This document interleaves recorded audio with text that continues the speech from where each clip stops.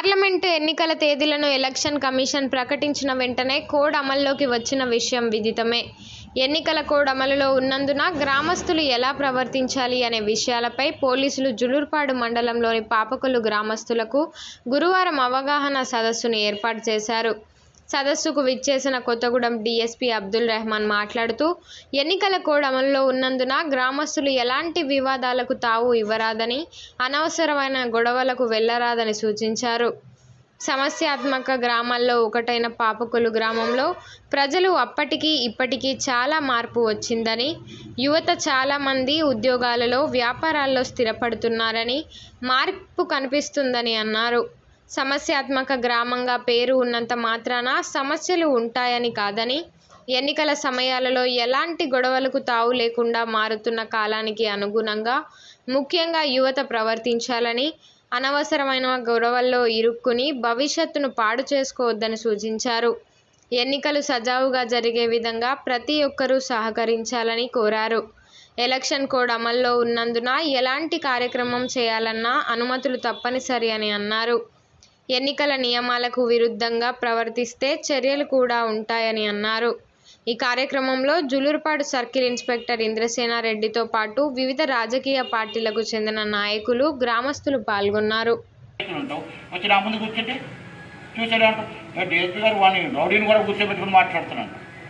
నన్ను కూడా నీ పక్కన అప్పుడు దాకా నువ్వు అక్కడే నేరస్తులవుతారు, నీతో పాటు నేరవుతానమాట.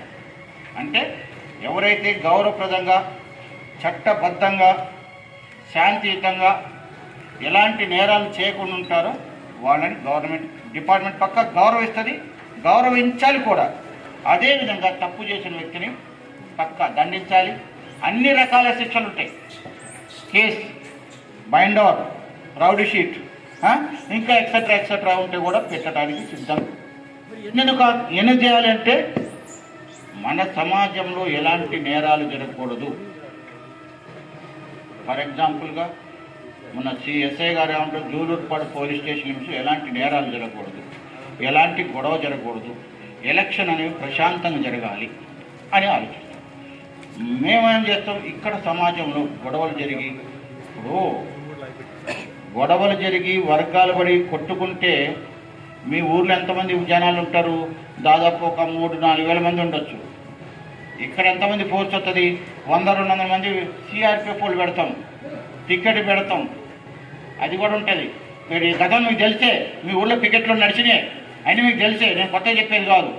టికెట్ పెడతాం, బయట కనపడండి, ఎవరిని కనపడండి బయటకు కొట్టి దీనికి వచ్చి అరే భయపడ అనే కసరింపులు, తిట్లు అట్లా ఎన్ని ఉంటాయి. మరి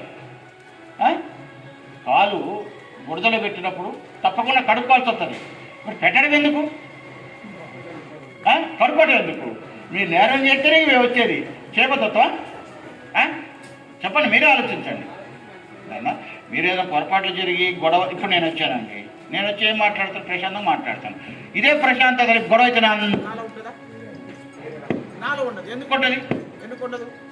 నేను బాధ్యుడిని, నేను జవాబుదారిని. నేను ఎవరు చెప్పాలో జవాబు చెప్పాలి. ఏం చేసి ఎట్లా కంట్రోల్ చేసినాను చేయాల్సిన కంట్రోల్ నాకు నచ్చే రీతిలోనో ఏదో ఒక రకం చేయాల్సి వస్తుంది కదా. అది ఎక్కువనో తక్కువనో ఏటో వర్గంలో అటుపక్కనో